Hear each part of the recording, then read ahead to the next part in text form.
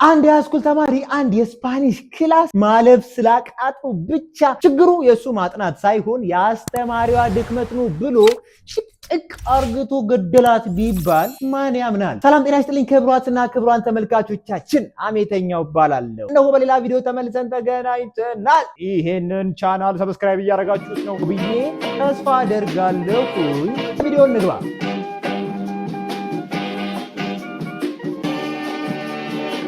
ነገር የሚጀምረው እንግዲህ በዚህ የ16 ዓመት ታዳጊ ነው። ስሙ ቼደን ይባላል። ቼደን እንግዲህ የሚኖረው አይዋ ውስጥ ነው። እናም እንደ ኖርማል ተማሪ እንግዲህ ይማራል፣ ይንቀሳቀሳልና ምናምን ነገር ቢሆንም ግን እንደ ኢትዮጵያኖች አቆጣጠር 2021 ዓመተ ምህረት ላይ ህይወቴን የሆነ ነገር መቀየር አለብኝ ብሎ ያስባል። እሱ ምንድነው? ጋዜጠኛ የመሆን ትልቅ ፍላጎት አለበት። ቢሆንም ግን ይህንን ህልሙን እንዳያሳካ ትልቅ እንቅፋት የሆነበት አንድ የስፓኒሽ ቲቸር አስተማሪ ነች። ብዙ ተማሪዎችም የሚያማርሩባት አስተማሪ ነች። ማለት የሷን ክፍል ማለፍ በጣም ከባድ ነው፣ ፍጹም ካልሆናችሁ በስተቀር ማለት ነው። እናም ቼደንም እንግዲህ ይሄን ነገር ስለሚያውቅ በጣም ስትራግሎችን ያደርጋል፣ በጣም ይሞክራል። ቢሆንም ግን አንዱንም ፈተናዋን አንዱንም አሳይመንቷን አልፎ አያውቅ፣ ሁሌም ኤፍ ነው የሚያገኘው ማለት ነው። ስለዚህ ጥናት ማጥናቱን ይተውና አስተማሪዋ ላይ እጁን መቀሰር ይጀምራል። እኔ እኮ በሷ ምክንያት ብቻ በጣም ያማርራል። ካፍቴሪያ ውስጥ ቁጭ ብለው ለብዙ ጓደኞቹ ይሄ ነገር ፌር እንዳልሆነ ምናምን ነገር ይነግራቸዋል።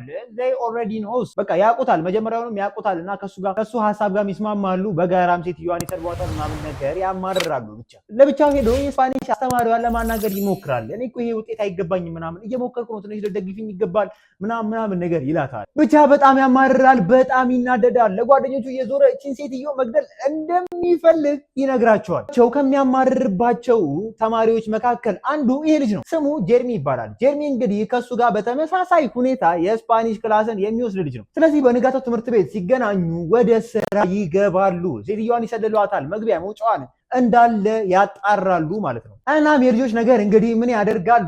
ጎግል ላይ ሰርች ያደርጋሉ። ጎግል ላይ ምን ብሎ ነው ሰርች የሚያደርጉት? አንድ ልጅ የሆኑ ተማሪዎች አንድ አስተማሪ ቢገሏት ተማሪዎቹ ላይ ምን ሊፈጠር ይችላል? ሰርች ያደርጋሉ ማለት ነው። ከዚህም ለሁለት ሳምንት በተከታታይ ያደርጋል ማለት ነው። በዚህ 2 ሳምንታት በተከታታይ በሚያደርጉበት ሰዓት ላይ ምን ያገኛሉ? ሴትዮ በጣም በተደጋጋሚ ሰዓትና ቀን ሳታዛንፍ ወቅት ታደርጋለች። ጀርሚ ለቻርሊ ምን ይለዋል? ይሄ በጣም ፐርፌክት የሆነ ቦታ ነው እሷን ለመግደል። እናም እዛ እሷን ለመግደል ያስባሉ፣ ይስማማሉም ሁላ። እናም ይስማማሉ። እንደ ኖርማል ተማሪ ክፍሏን ይገኙላታል። ያው እንደሚያማሩት ያማራሉ። ማለት ምንም አዲስ ነገር አልተፈጠረም አይነት ሁኔታዎችን ያራምዳሉ። ከዛ ከክላስም በጊዜ ወደ ቤት ይሄዱና የሚይዙትን ይዘው የሚለብሱትን ለባብሰው ምናምን ጫካ ውስጥ ተደብቀው ይጠብቋታል ማለት ነው። እናም ከሰዓታት በኋላ አስተማሪዋም ትመጣለች። እሷን ሲመለከቷት አንድ ነገር ያደርጋሉ። ጀርሚ በተቃራኒ ሳይሄድ ዞሮ ከፊት ለፊቷ ይመጣል። ቻርሊ ደግሞ ከጀርባዋ ይመጣል ማለት ነው። እናም ያው አስተማሪዋ ምንም ልትል አትችልም። ተማሪ ነው እና ወክ እያደረገች ነው። ምንም አይነት ነገርም አጠረጥርም። በምትጠራጠርበት ሰዓት ላይም ጀርሚ ከዚህ አካባቢ ማስኩን ለብሶ ወደ እሷ ይመጣል። ግን ጀርሚ አልነበረም ዋናው ሀሳቡ። ጀርሚ ጀስት የእሷን ትኩረት ለመሳብና እሷን ለማዘናጋት ነው። ቻርሊ ከጀርባ በግድንግድዬ ዱላ ጭንቅላቷን ብሎ ይደፋታል። አንዴ እዚህ ጋር ላቋርጣችሁ። አሜተኛው እባላለሁ። በዚህ ዩቲዩብ ቻናል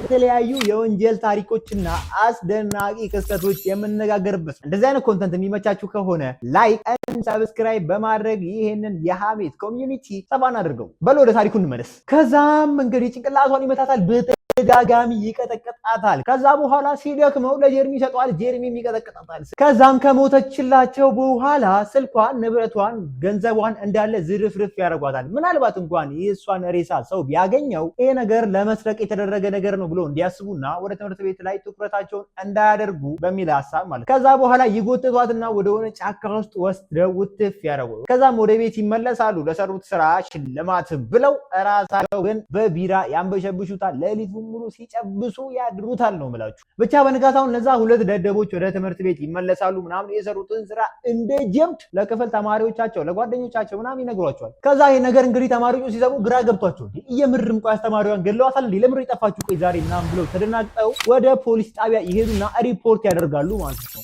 ሲመስለኝ አስተማሪያችን ጠፍታለች። እናም የጠፋችበት ምክንያት ደግሞ ዛሬ ጓደኞቻችን አስተማሪዋን ገለናታል ምናምን እያሉ እየተኩራሩ ነው። ትናንትና ማታም ይሄንን ፎቶ ይሄንን ቪዲዮ ምናምን ነገር ሲልኩልን ነበረ ምናምን ብሎ ለፖሊስ ሪፖርት ያደርጋሉ። በዚሁ በተመሳሳይ ቀን ደግሞ የስፓኒሽ አስተማሪዋ ባለቤት ከረጅም ጊዜ የስራ ፊልዱ ወደ ቤት ይመለሳል። ወደ ቤት ሲመለስም ሚስቱን ያጣታል ምናምን ነገር ቢጣራ ስልክ ቢደውልላት ስልኳ አይሰራም። ደንግጦ ወደ ፖሊስ ጣቢያ ይደውልና ሪፖርት ያደርጋል ማለት ነው። ብቻም ይሄን ነገር ሲመለከቱ ፖሊሶች የስፓኒሽ አስተማሪዋን ወደ መፈለግ ይገባሉ። ከረጅም ፍለጋ በኋላም የስፓኒሽ አስተማሪዋን ሬሳ ያገኙታል። ስለዚህ በም ቻርሊ ይታሰራል። የቻርሊ ትክክለኛ ፎቶም ይሄኛው ነው። ከዛ ጀርሚም ይታሰራል።